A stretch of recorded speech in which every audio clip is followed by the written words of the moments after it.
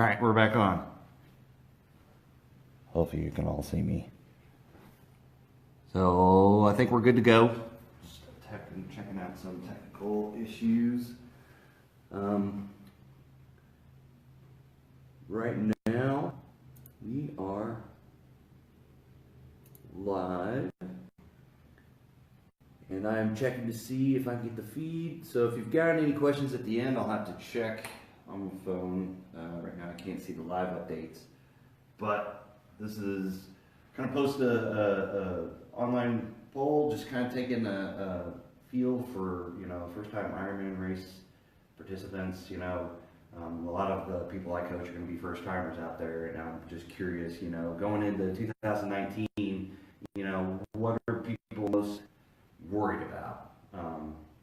Because it's interesting, the questions I usually get from my athletes didn't really correspond to the results in the questionnaire, the polls that I did in a couple different events, Facebook pages and stuff. So I chose the nutrition do's and don'ts, quick tips. I'm just going to hit you with 3 real quick, so you don't have to sit here and watch the video forever.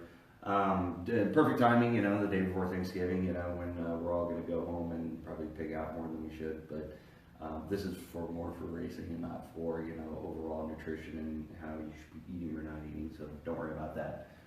Just to introduce myself, my name is Ryan Falkenrath. USAT Level 1 coach, Ironman certified coach. A little disclaimer, I'm not a registered dietitian nutritionist, which means I can kind of give you advice, but I can't go to the details of kind of suggesting what you eat on a daily basis, hourly basis. I can't give you breakdowns of nutrition and macronutrients and micronutrients. I mean, I kind of know some of that information, but technically, unless I'm certified to do so, I cannot give you that level of detail. But if you're interested in that kind of information, you can always get a hold of me, and I do have contacts and resources that we can kind of delve into that kind of arena if you really want to get into it. So basically, like I said, it's real quick. If you got any questions, put it in the comments of the Facebook Live feed or post it in the group, and I'll try to check back at the end and see if there's any quick questions to answer. Make sure you watch the whole video. Got something nice and special there for the end of you, kind of a nice little announcement for my website coming up. So we're just going to jump into it. So kind of my top 3 tips, it's really high level. We're not digging into the finite minutia of it. This is if you've signed up for a full Ironman 2019, first one, you're kind of overwhelmed. This is kind of a first stop. Like I said, it was kind of from all the polls and just kind of feelers I took out there, this is the kind of the biggest questions everybody has out there. So I want to hit you with the 3 top tips. Is kind of have at the top of your mind. So if you're going to be self-coached and you're researching online, if you're going to hire a coach, you need to get that information out there in front of them now to be discussing that, to figure out your nutrition plan for race day, whether it's September 2019 or June 2019 or April 2019 if you're Ironman Texas.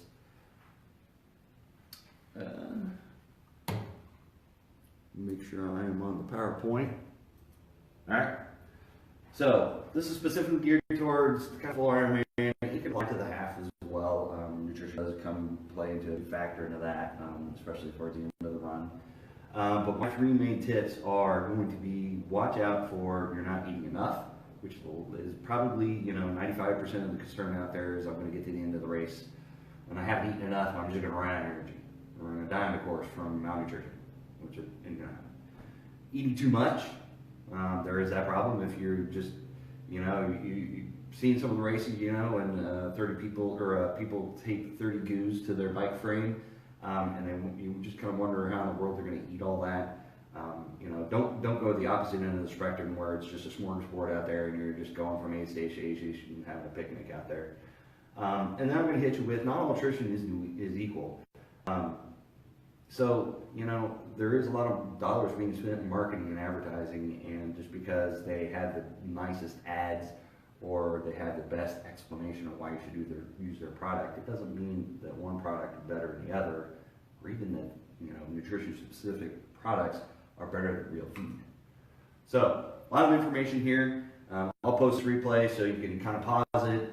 If there's enough interest, I can post up the slides so you can have all this information. So maybe I'll do that in the event page, so you can read through at your leisure. Again, this is very high level. Just kind of a quick hit. I know there's a lot of typing on here, But it's just kind of going through if you plan your day high level, what do you have to start with? What can you take during the race? And what are you going to be at the end of the race? I mean, usually you wake up in the morning or you're kind of going through your day, you've got about 2,000 usable calories of energy floating around your body. You don't have to convert from anything. It's just in your bloodstream, ready to be used. So race day, you've got energy ready to go. You do have almost 100,000 calories of body fat stored on you, depending on what your body fat percentage is. But that is a more ample supply of energy than just carbs floating around your system. So keep that in mind, because the better you are at fat burning during moderate intensity, zone 2, zone 3, kind of working out, training, and racing, the better are you can convert fat, unless you need to take in later during the race, and we'll kind of get into that. So you can absorb, it depends on person. Again, this is all personalized. Because what I'm throwing up here could work for one person, not work for another, and be totally off for another person. So maybe on average, 200 to 300 calories an hour you can absorb during the bike ride.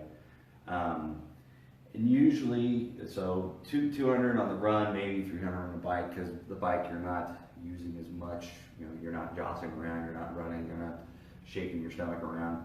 So you can probably take in more on the bike than you could on the run, so that plays an important factor.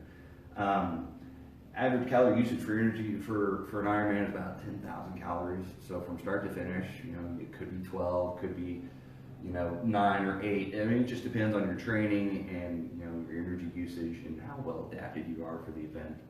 So if you kind of just take 10,000 calories to get through the event, you start with 2,000. You can take 300 on the bike, 200 on the run.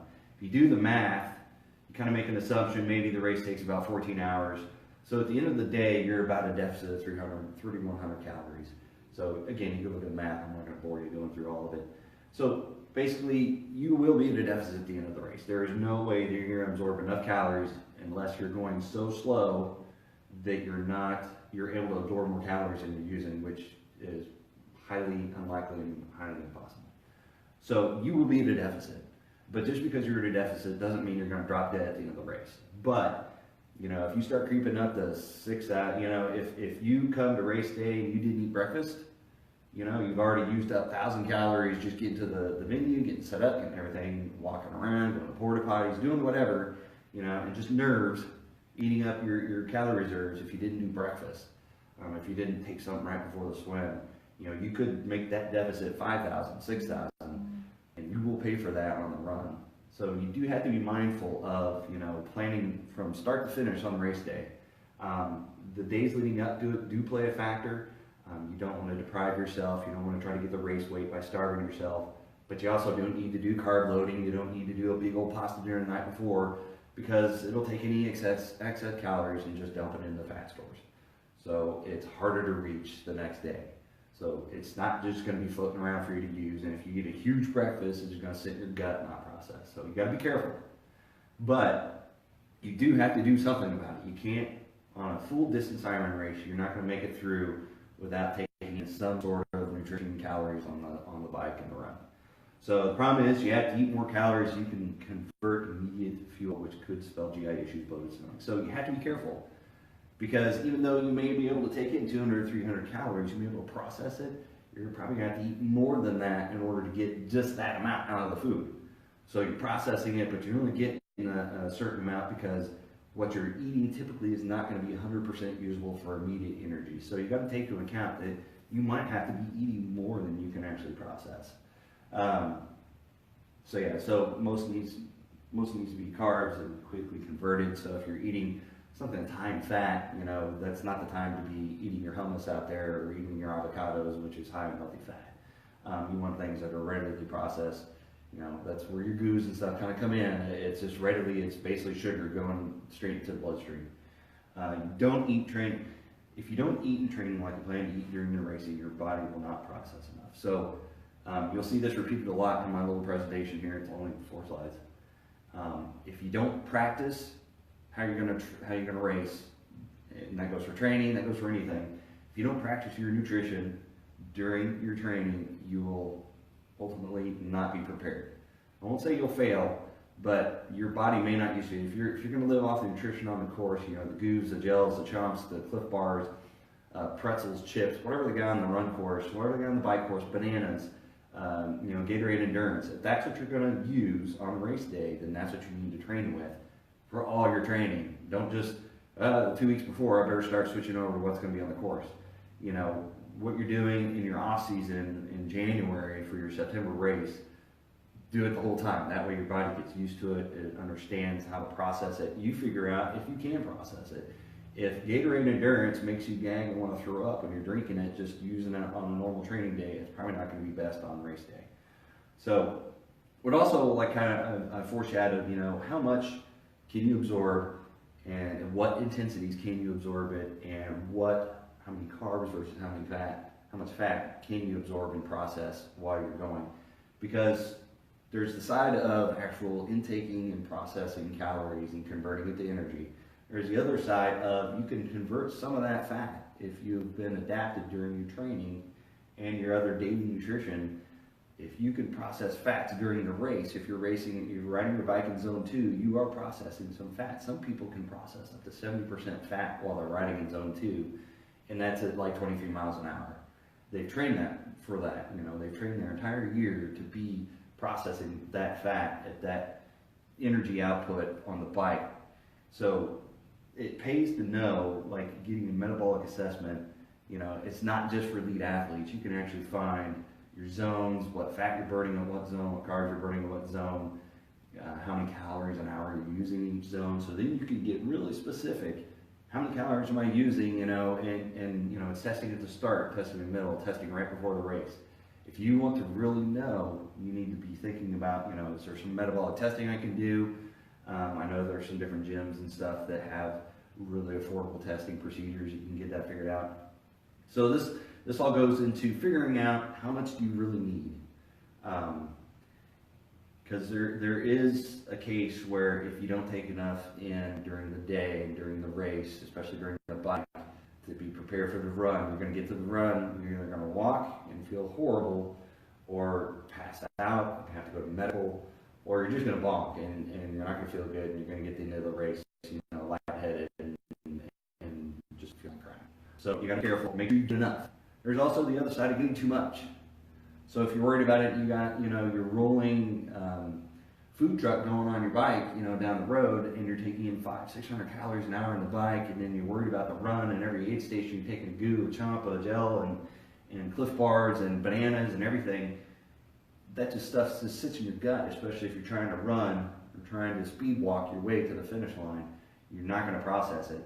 And especially if you're not hydrated, is another key to all this, is another side of nutrition, is staying hydrated so you can process this stuff. So even though you could process 7,000, if you go through the math and you go through testing, you figure out I can process 7,000 calories on my race day. Should you eat that much? Do you really need to? Because the slide before, if you're a deficit of 3,000 calories at the end of a race, you might not need to really push it that hard.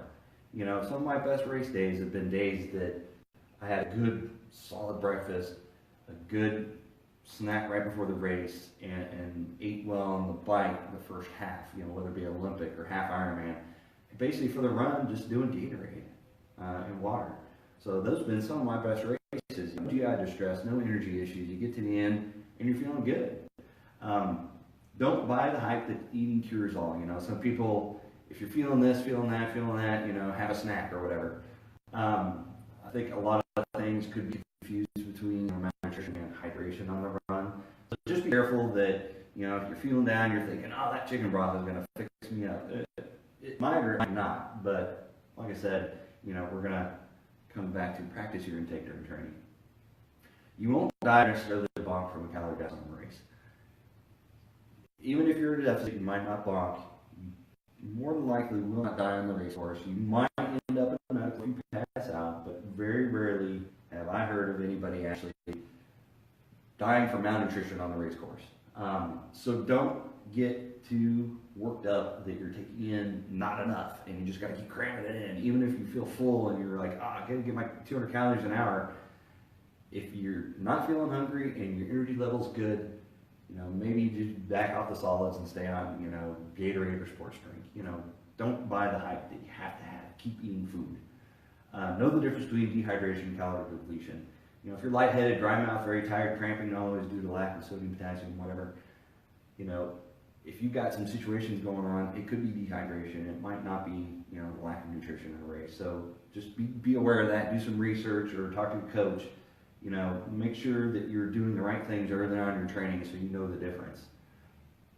Again, practice during training. You know, if you do training and, you know, you're doing most of the morning work and you're doing it fasted, you know, you wake up in the morning and go do your workout, you don't have anything in your stomach, you know, you might be able to push it a little bit harder because there's nothing in there to kind of jostle around. But if you're not practicing on like your long bike days and you know, have a nice big breakfast and then see what happens out there. You know, if you could push it, then great. If not, you know, and you find a consistent basis, like I can't eat that much because then I can't really push it because then I feel sick in my stomach. You might be in this boat. You're not going to bonk. You're not going to crash. You're not going to die. It just might be you. You don't eat that much in your stomach. If you have become fat adapted, could process. So what we talked about before, if you're adapted to processing fat for energy, you know, if you're burning 70% fat in zone 2 or 3 during your race or training, you may not need to take that much. You could just use what is already stored in your body. If you're 3% body fat out there, you still got 160,000 calories of fat stored in your body. You burn 1 gram of fat and get more out of it than you do with carbs. Weather affects processing. So if you're training like we are here in Kansas City over the summer, it's hot, humid, gross. You know, if you're going into a race like Indian Wells, a half out in California, and it's going to be cold, maybe the high reaches 70, you know, the training you're doing during the summer and during the bulk of your large volume sessions, you may be adapted to different weather conditions in the race. So maybe you do a little bit better if it's cool on race day, but if you know, you're training indoors, you know, for an April race like Ironman Texas, and it's cold inside, but you know, you're in the basement during those cold winter mornings and you're riding on your trainer and, you know, you're just taking in food. You're like, oh, this is great. I can take in everything. But if you get out in heat, humidity, you know, it could be kind of warm and humid like in Texas or anyplace else, like Chattanooga, Boulder, getting hot. Suddenly, you may be out there realizing, I can't process this. So make sure that you're aware, you know, are you practicing for race conditions when you're doing your training? You know, you're indoor and it's cold, heaters, humidifiers, you know, there's different tips and tricks you can do, not only for training your body and your muscles, but for training your stomach to be able to process foods in different varying weather conditions. Race effort dictates energy need. So that's key too. You don't want to just go out there on race day and just hammer it all the way, because then you're actually needing more calories than if you're down in the zone 2, zone 3. You know, it kind of goes to the theory of race like you train. So if you're going out there and you're going to just race, you know, balls out compared to how you've been training, that may change how many calories you need an hour. You might be burning more per hour than you originally planned on. Or if you're a little bit lower in the effort that you're putting out, if it's a nice cool day and you've been training in the heat, you may require less calories. So be aware. Don't just lock into a plan. Every hour I need 200 calories, or every half hour I need 150 calories, so half a Cliff Bar. You know, if the conditions are good and you're feeling great, you know, maybe back off a little bit, just so you don't have that gut full of food when you're out on the run. Believe me, I've been there and it's not very fun. Not all nutrition is equal. So one thing that is very impressive about the endurance sports industry is people like, you know, Cliff Bars, Goo, Gatorade. They are very good at doing their marketing. They spend a lot of money to get their products in front of you and to convince you that that is the stuff that you need. Personally, I can't do gels. They just make me gag. Once you get halfway through a bike, you know, in a full Ironman event, I don't want it anymore. You might be able to stomach them in the first half, but typically it's not something I find appealing anyway. So the last thing you want to do is try to cram something down your throat on race day when you're walking and you're feeling like crap and you're 13 miles into a marathon after a 112-mile bike ride. If you don't find it appealing to actually eat whatever you're eating, more likely it's not going to work for you, because your stomach's just going to churn, you're not going to process, you're going to feel like crap. So don't buy into the hype that stuffing your mouth and stuffing something in your mouth that your stomach doesn't agree with is the way to go. You know, just don't keep cramming in and, you know, oh, I need the gels, I need the energy, I need the calories. You know, if it just doesn't sound good, don't eat it. Follow your gut. If something sounds good on a hot day, use that for race day. So, you know, if you go out and you're doing your training and you come home and all you crave is a peanut butter jelly sandwich, maybe that's, you find, Uncrustables. A lot of people like those. They're convenient. They don't make a mess. They taste good. I mean, I kind of like them myself. So maybe that's an option for you. Think about when you're doing your training. Again, and I don't think I have it as a bullet point, but practice it in training. If you go out and you take stuff on the bike ride and you're doing a 5-6 hour bike ride and you're into 3 hours into it and it's hot and gross and you're sweating and it's humid, if you don't want to eat it during training, you're probably not going to want to eat it on race day. If you just can't get enough of it, I would have killed for a cheeseburger because they were grilling it at the aid stations in Ironman, Florida. What I wouldn't give to not have to be offered another pretzel, another chips, bananas, goose, chomps, Cliff Bars. I wouldn't have wanted their damn cheeseburgers, but unfortunately, that wasn't an option. But follow your gut. Don't buy into the hype. You have to use you don't have to use what's on the race course. Pack your T1, T2 bags, special needs bags accordingly. If you think you're going to find it appealing, put it in there. Because the worst you can do is throw it away. Either don't use your special needs bags. Just leave it T1, T2. Don't pack a picnic. But if you think you're going to find it appealing and it's been working in training, then put it in your bags. Use real food if you need it. Don't feel like you have to use what's on the course, unless you've kind of lost your nutrition on the bike or something like that. Then that's totally another subject. Here it is. Have I said this before? Practice and training what you do on race day. So, like I said, if when you're training, it's on the weekend, you're going out for your bike ride, and you typically do it after lunch. So you have a nice, decent lunch, and you go out for a bike ride, then that's, you need to focus on what you're using for that lunch. Is it something, that you have to fix and cook in the kitchen or something like that, or is it something that you can put in your T1, T2 bags, special needs bags? Practice, practice, practice. Don't just go through your training thinking on race day it's going to be some magic pill that I'm going to be able to process whatever's on the course. I don't know what the last point is. Anyway, again, don't use real food in training. It's supposed to just use charms on race day. That's system shock. I've made that mistake plenty of times. You're out there and you think, oh, maybe I'll try it. Don't try anything new on race day, but again, if you're going to use what's on the course, better use it in training to find out if it really works for you or not. So this is basically it. That was a very quick, high-level top 3. If you want to know more, send me a message on Facebook. You can direct message me. Here's my email, randolph@setthepacemedia.com, stptry.com, or setthepacetriathlon.com. Do pay attention to the site. Hopefully by Black Friday, we've got a new site that we're going to relaunch. Our new special offers. We're hopefully doing a membership section. So it's kind of a nice medium point between I'm going to figure it out all on my own versus hiring a one-on-one coach. A lot of people, get sticker shock when they look at how much a one-on-one coach costs. We hope to offer something that's in the middle.